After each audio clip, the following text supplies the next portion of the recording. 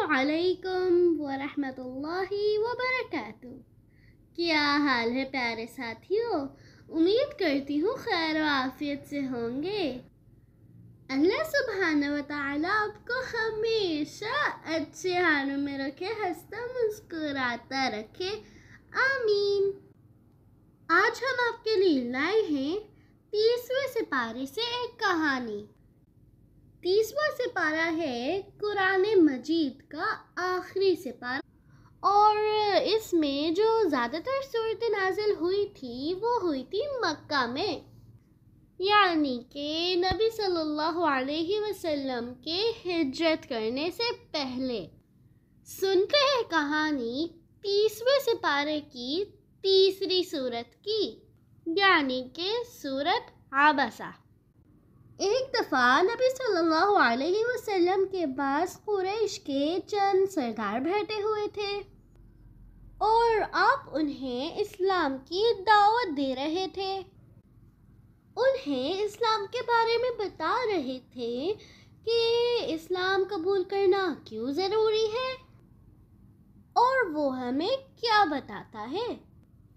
روایات میں آتا ہے کہ جو سردار نبی صلی اللہ علیہ وسلم کے پاس بیٹھے ہوئے تھے ان کے نام تھے عتبہ، شیبہ، ابو جہل، امیہ بن خلف، ابی بن خلف، اور یہ لوگ تمام کے تمام بعد میں اسلام اور نبی صلی اللہ علیہ وسلم کے بہت ہی برے دشمن بنے تھے، اور ان میں سے ایک بھی شخص مسلمان نہیں بنا تھا۔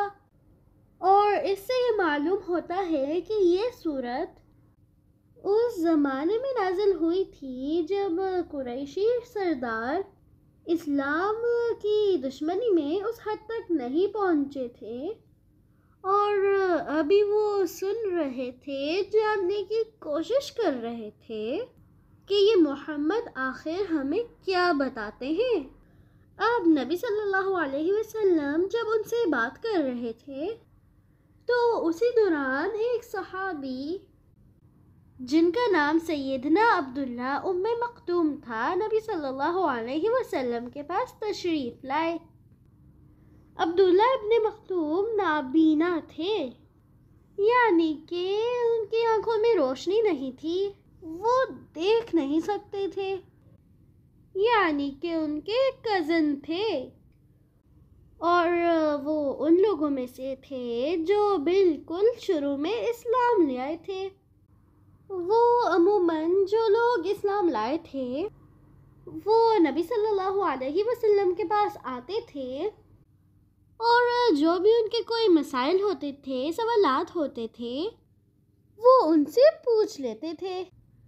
تو عبداللہ بن مکتوم بھی اسی طرح آئے، تو آتے ہی نبی صلی اللہ علیہ وسلم سے کسی آیت کا مطلب پوچھا، اور کہنے لگے، یا رسول اللہ آپ میری رہنمائی کیجئے۔ ایک اور روایت میں آتا ہے کہ انہوں نے کہا کہ اے اللہ کے رسول صلی اللہ علیہ وسلم، آپ مجھے سکھائیے اس میں سے جو اللہ تعالیٰ نے آپ کو سکھایا ہے۔ چونکہ وہ نابینا تھے، دیکھ نہیں سکتے تھے، انہیں نہیں معلوم تھا کہ آپ اس وقت کیا کام کر رہے ہیں، اور وہ لوگ جو اس وقت ان کے پاس بیٹھے ہوئے تھے وہ تو انہیں نظر نہیں آ رہے تھے، کیونکہ وہ دیکھ نہیں سکتے تھے۔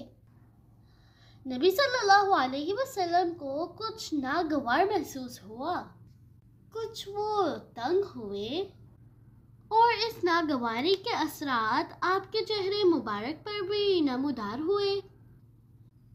آپ نے ان کی طرف توجہ نہ دی اور اپنا کام جاری رکھا، اور انہیں خاموش کرا دیا، اور ان سے کہا، ٹھیک ہے، میں آپ کی بات کا بعد میں جواب دوں گا۔ اور اس کی وجہ یہ تھی کہ نبی صلی اللہ علیہ وسلم کو یہ تو معلوم تھا کہ سیدنا عبداللہ تو پکے مسلمان ہیں، اللہ تعالیٰ اور نبی سے محبت کرنے والے ہیں، وہ بعد میں انہیں سمجھا لیں گے، ابھی تو ان سرداروں کو سمجھا لیں، کیونکہ اگر ان میں سے کوئی اسلام لے آیا تو پھر اسلام کے پاس ایک طاقت آ جائے گی۔ اور یہی وجہ تھی کہ نبی صلی اللہ علیہ وسلم جو قریشی سرداروں کے ساتھ گفتگو کر رہے تھے، انہیں یہ بات سمجھا رہے تھے، انہیں سمجھاتے رہے، اور عبداللہ بن ام مکتوم کو تھوڑی دیر کے لیے نظر انداز کر دیا۔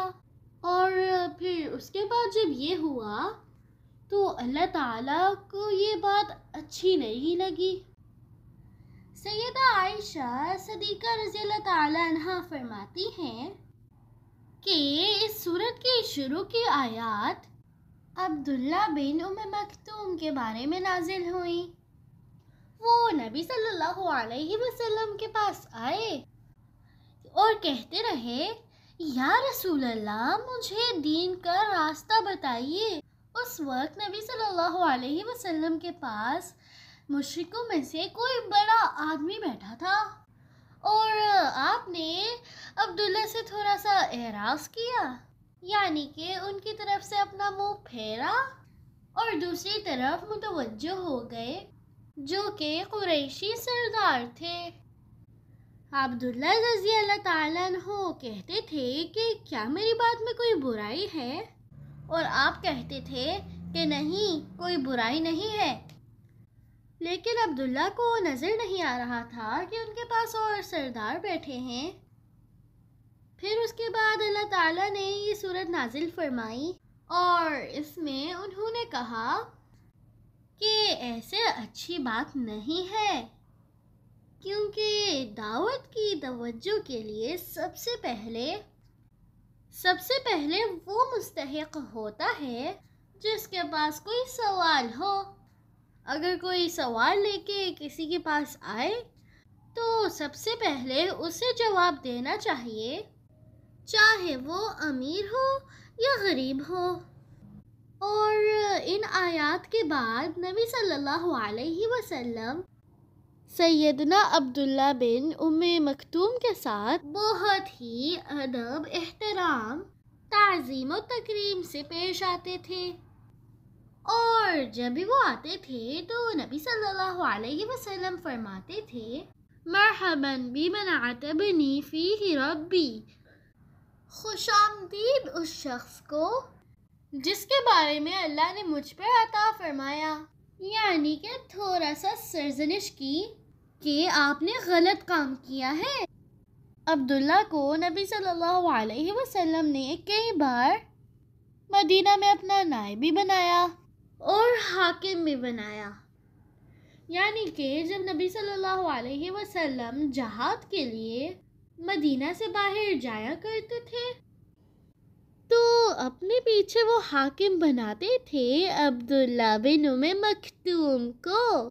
چونکہ وہ نابینا تھے تو جہاد میں تو حصہ نہیں لے سکتے تھے، لڑائی کرنے تو نہیں جا سکتے تھے۔ نبی صلی اللہ علیہ وسلم انہیں حاکم بنا دیتے تھے مدینہ میں۔ اور عبداللہ بن ام مکتوم حضرت عمر رضی اللہ تعالیٰ عنہ کے زمانے میں جنگ قادسیہ میں جہاد کرتے ہوئے شہید ہو گئے۔ اللہ تعالیٰ ان پر اپنے محبتوں کی اور رحمتوں کی بارش کرے، آمین۔ پھر آئیں گے ایک اور نئی کہانی کے ساتھ انشاءاللہ تعالیٰ۔ اللہ حافظ۔